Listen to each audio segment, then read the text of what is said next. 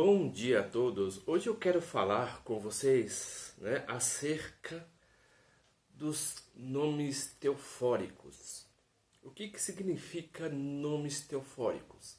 São nomes que têm uma característica muito particular, Eles remetem a uma situação daquilo que o devoto tem com a sua divindade. Um exemplo. Por que o nome Israel significa aquele que luta com Deus? Há algumas teses, que dizem que o nome Israel vem de 3 divindades: Isis, Ra e El. Tal tese ela não pode ser confirmada porque não temos nenhum achado arqueológico, acerca disso, E também não temos nenhuma ligação linguística de que o nome Israel venha desse nome.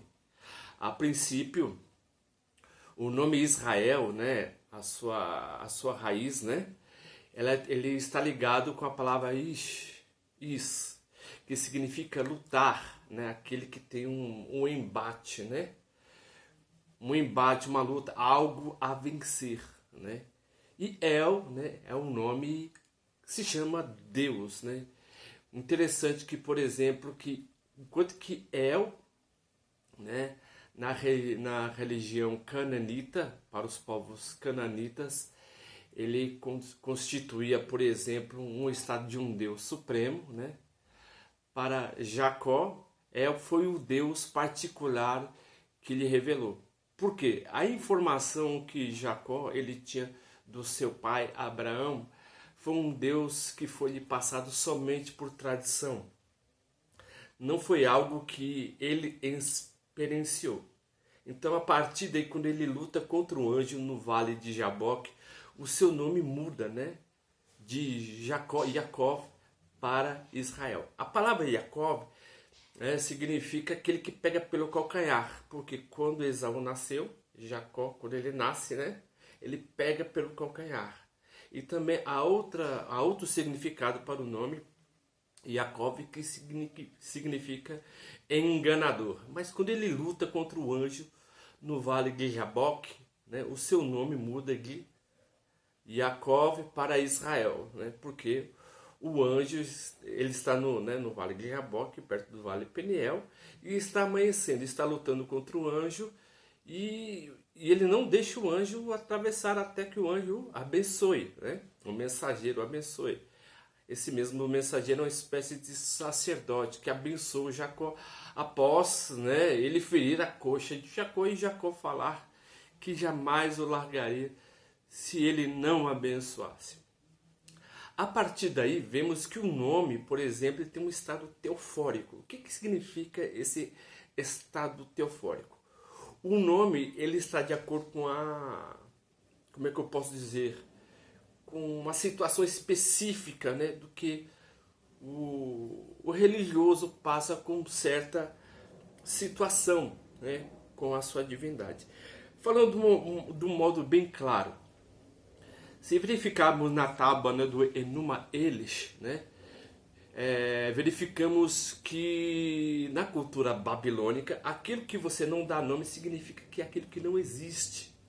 Se você não dá nome, algo não existe. Então, quando você dá um nome, aquele algo que você dá um nome começa a ter uma característica específica. Verificamos que, por exemplo, assim, Deus, quando cria Adão ele dá um nome aos animais. Então, o nome ele estabelece uma característica peculiar, referente, à situação específica. Porque, por exemplo, Adão deu nome. Outra situação que vemos, por exemplo, é a situação de José. José ele está no Egito, Então, resumindo bem a história, quando o faraó o nomeia como governador, o chama o quê? De Zefinat Paner, Em Gênesis 41, 45, Então, esse nome significa que ele salva. Interessante que conhecer o nome de uma pessoa significa não somente poder abençoar, como prejudicar. Por exemplo, Deus ele chama Moisés pelo nome. Êxodo capítulo 33, versículo 12 ao 17.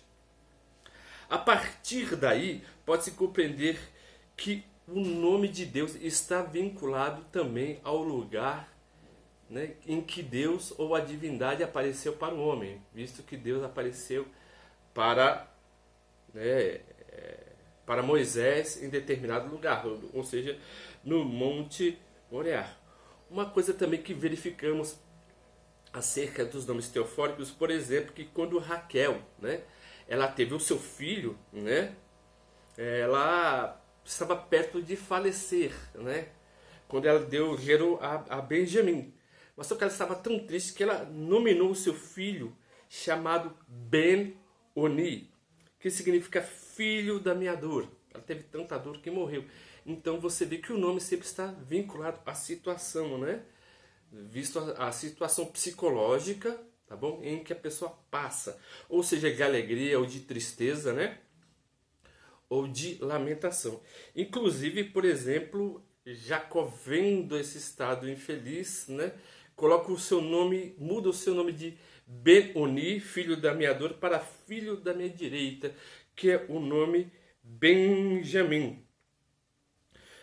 Por exemplo, que no Antigo Testamento a composição dos nomes teofóricos, como El ou Yahvé, significava uma relevância circunstancial da divindade, né? E você tratava essa divindade de forma hipocorística. O que é essa forma hipocorística?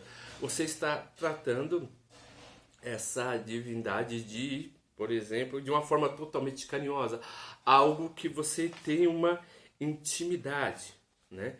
E quem dava o nome a princípio, né? Supõe-se que quem dava os nomes entre os cidadãos livres eram os pais ou os irmãos. Inclusive verificamos, por exemplo, na palavra Suméria, né? O nome que significa Id-Ilun. A palavra Id-Ilun significa Deus me deu, né? Deus me deu um filho. E algumas vezes o irmão mais velho também dava o nome, do qual ele remetia a seguinte palavra: Ele abi Adnan, Deus me deu um nome. Em geral, né? Por exemplo, o nome das crianças, né, remetia a uma lista que correspondia, né, na cidade correspondente. Por exemplo, na Babilônia, né, tinha um catálogo de nomes do qual que os pais poderiam também escolher, né, para que os nomes tivessem os filhos. Mas o nome também poderia ser vinculado ao pai, né? Por exemplo, que esse nome teria o nome também de Ben, né? Ben Asher, filho de Asher, Ben Naphtali, né? Filho de Naphtali. Ou então um nome também correspondente à cidade, né? Nomes tradicionais significavam um nome de caráter bem específico, né? Por exemplo, quando o pai ele tinha uma característica muito piedosa de como ele queria chamar o seu filho. Na tradição suméria ele chamava de Ilumi Rabi, que significa Deus é grande, ou Tab Ilun, Deus é bom, ou Deus ajuda os fracos, que é o nome Itmaku Ilu.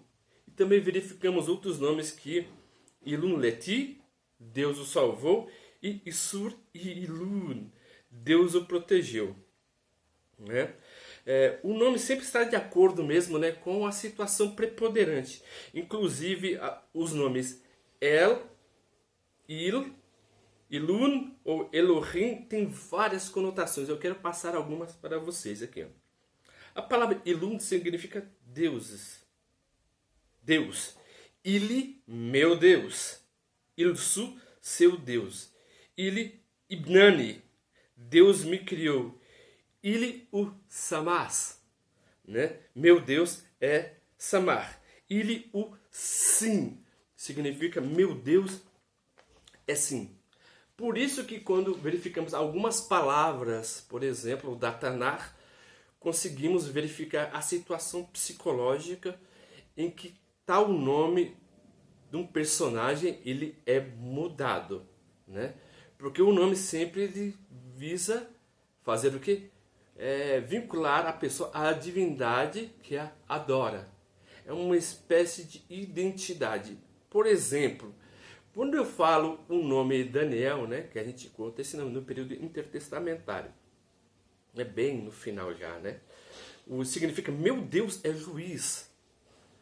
A palavra Ezequiel significa Deus fortalece, ou El me fortalece. Ismael, El me escutou. Isso nós associando, né, a palavra El a Deus. Na cultura hebraica, El significa Deus. Agora vemos um outro nome, né, que seria Eliahu, né, que é o tetragrama. Então, quando eu falo a palavra Eliahu, significa meu Deus é Yahu, se remete a Elias. Quando eu falo Roshiach, Roshiach significa o libertador é Yah.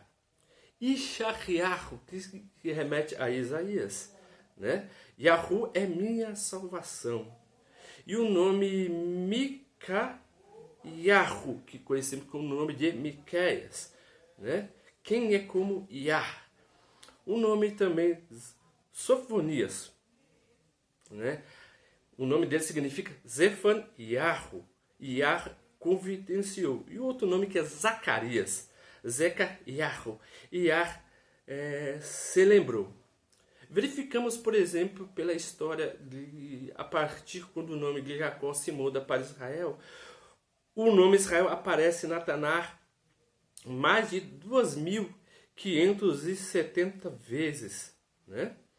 E o nome, por exemplo, o nome sempre já estava vinculado a partir de quê? De que Israel, de que a partir dele ele vai ter 12 filhos e gerar uma nação, do qual o próprio Israel será a referência. Não será mais conhecido como aquele que pega pelo calcanhar, né, ou aquele que seria o enganador, do qual teria duas traduções. Então o seu nome partiria desse princípio que que seria reconhecido em todo o mundo.